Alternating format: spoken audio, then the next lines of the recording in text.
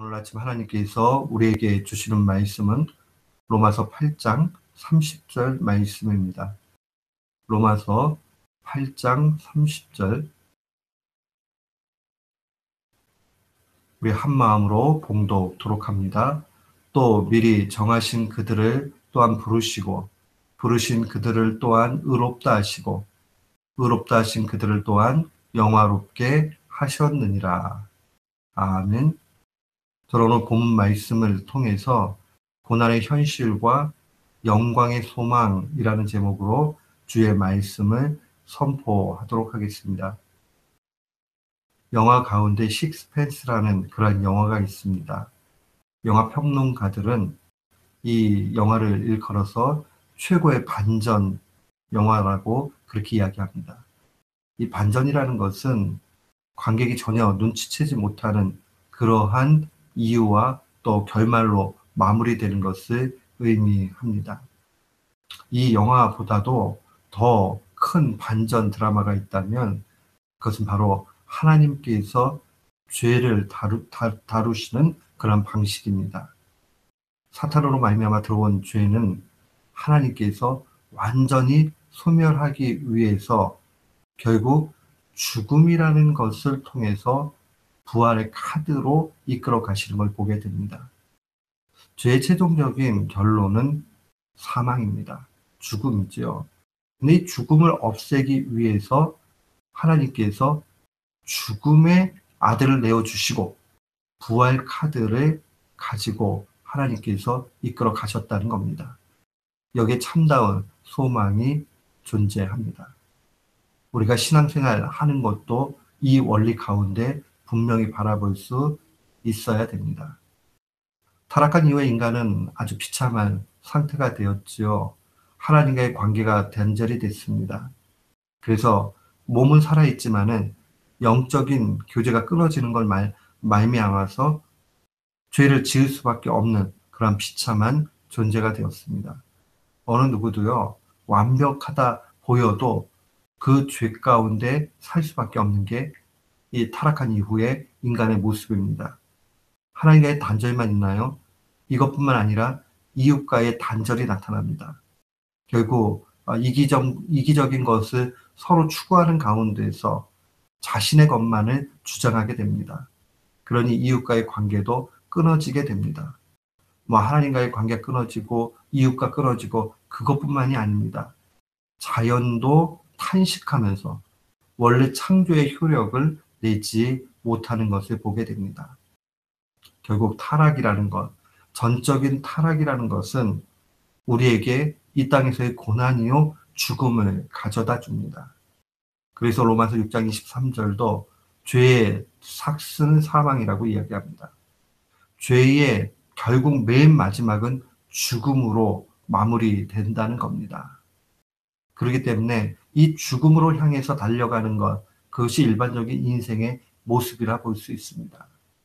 이 사망의 그러한 모습 가운데 결국 이 땅 살아가는 의미는 결국 고통과 고난 당하는 것으로 마무리되기 일쑤입니다.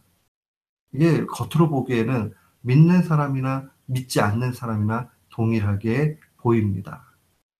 그런데 하나님께서는 신자로 하여금 이 고통과 고난의 문제를 향해서 다른 시각을 갖도록 합니다. 그게 바로 예수 그리스도께서 이 땅에서 메시아 사역을 통해서 궁극적으로 맨 마지막에는 결국 이 고난이 다 사라지게 된다는 겁니다. 그런데 우리는 어떠한 현실을 맞고 있습니까? 분명히 예수님께서 십자가에 죽으시고 부활하시고 승리하셨어요. 그런데 우리의 삶에는 여전히 고난과 고통이 존재합니다. 그렇기 때문에 사탄은 처음부터 우리에게 신앙생활할 때 거짓말합니다. 예수 믿고 나면 모든 고난이 사라진다. 근데 우리의 현실은 어떻습니까? 고난이 분명히 존재합니다. 그렇기 때문에 이 한쪽 말만 듣고 그렇게 신앙생활 하는 사람 언젠가는 신앙에서 떠나가게 됩니다. 예수 믿어도 소용없네 라는 회의감이 몰아옵니다. 여기에 사탄의 음모가 있습니다. 사랑하는 성도 여러분, 우리가 기억해야 되는 것은 무엇이냐면 신자의 삶 가운데 여전히 고난이 있다는 겁니다. 단지 차이가 있다면 우리는 소망 가운데 그 고난을 조금씩 이겨가고 고난을 고난으로 여기지 않는다는 겁니다. 예수 그리스도께서 메시아 사역을 하신 이후에도 또 우리가 그 사역과 그 메시아 되심을 믿어도 왜 우리의 현실 가운데 고난이 존재합니까? 바울은 이 로마서 8장 17절에 이렇게 증거합니다.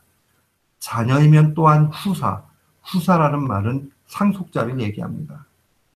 곧 하나님의 상속자요 그리스도와 함께한 후사니 우리가 그와 함께 영광을 받기 위하여 고난도 함께 받아야 될 것이니라 라고 증거합니다. 이 우리 삶 가운데 있는 사망의 죽음의 정복 그 반전 드라마는 우리의 이 땅 가운데 실제적으로 겪는 고난을 통해서 다다르게 된다는 겁니다. 사랑하는 성도 여러분, 불신자의 상태에서 고난과 고통은 그저 정복의 대상이고 그것을 통해서 우리가 어떻게 하든지 벗어나라고 하는 애씀에 있습니다. 그러나 신자에게 고난은 그 고난을 통해서 영광으로 가는 겁니다. 우리가 고난의 현실만을 바라보면 절망밖에는 오지 않습니다. 이게 너무 힘들죠. 절망이 오니까 우리는 이렇게 생각을 합니다. 하나님 선하지 않다. 하나님이 우리에게 고통을 허용하시는 거 보면 절대로 선하지 않다. 이런 하나님 무슨 선한 하나님이냐. 사탄이 우리의 마음속에 그렇게 주입을 시킵니다. 아니면 또 하나의 모습은 하나님은 무능하다 하는 겁니다. 하나님이 우리를 건질 힘 없다라고 생각하게 만듭니다. 이 두 가지가 오게 되면 신앙에서 떠나게 됩니다. 언제 이렇게 되느냐? 고난의 현실만을 자꾸 보면 이러한 절망에 빠지게 됩니다. 사랑하는 성도 여러분, 요즘에 고난 당합니까? 어려움 있습니까? 이때에 기억해야 되는 것도 있습니다. 그것은 바로 우리가 그 고난의 현실만을 보게 되면 절망감에 빠진다는 겁니다. 우리는 그 다음 거를 볼 수 있어야 됩니다. 하나님의 반전 드라마를 봐야 됩니다. 그것은 부활 신앙에서 열매를 맺습니다. 오늘 본문 말씀에 보면 정하신 자를 부르시고 부르신 자를 의롭다 하시고 의롭다 하신 자를 영화롭게 하셨다 라고 증거합니다. 신학적인 용어로 이야기하면 정하셨다는 것은 그의 영원하신 선택이죠. 자녀 삼으신 거예요.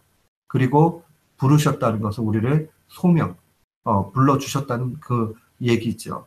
의롭다 하셨다는 것은 칭의입니다. 그리고 마지막에 영광에 이르도록 영화롭게 하십니다.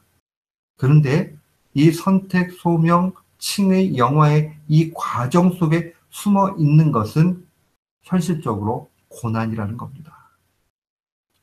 사랑하는 성도 여러분, 우리가 영광에 이르기까지 기다리고 필요한 것은 이 영광의 소망을 가지고 결국 고난을 이기며 나아가는 겁니다.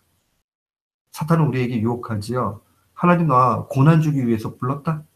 아니면 야 의롭다 믿는 건 그거 뭐 말장난이지 의로운 거 그게 없다. 아니면 야 영광이라는 허구 같은 그러한 공허한 생각 아직도 하느냐 라고 그렇게 우리를 흔들어 놓습니다. 우리의 삶 가운데서도 사단은 깊숙이 들어옵니다. 너 지금 자녀 때문에 속 썩지? 너 지금 경제에 문제 있지? 너 지금 신앙에서 흔들리고 있지? 그거 결국 아무것도 아니야 라고 이야기하면서 자꾸 현실만을 바라보게 되고 그래 결국 하나님은 나에게 고통 주시니 선하지도 않고 하나님 아무리 내가 기도해도 건지시지 않으시니 무능하다 라고 자꾸 그런 마음을 갖게 만듭니다. 사랑하는 성도 여러분, 우리가 선택되고 부르심을 받고 칭의를 얻고 그 다음에 영화가 되는 길 가운데 우리는 순간순간 고난이 있다라는 사실을 분명히 알아야 됩니다. 예수 그리스도께서 십자가의 고난 가운데 죽으셔야 부활의 하나님의 그 반전 카드가 있듯이 우리가 그 고난을 겪고 나아가면서 하나님을 더욱 의지하고 가까이 가는 그 가운데에 소망을 얻게 되는 겁니다. 결코 고난의 현실만을 바라보고 좌절하지 마십시오. 하나님은 이 고난을 통해 영광의 절정을 보이십니다. 꼭 기억하세요. 오늘 어려움을 당하고 있는 모습이 있으니까 낙심하지 말고 소망 가지고 하나님을 더욱 의지하고 승리하는 우리 모두가 되시기를 주님의 이름으로 축원합니다. 아멘.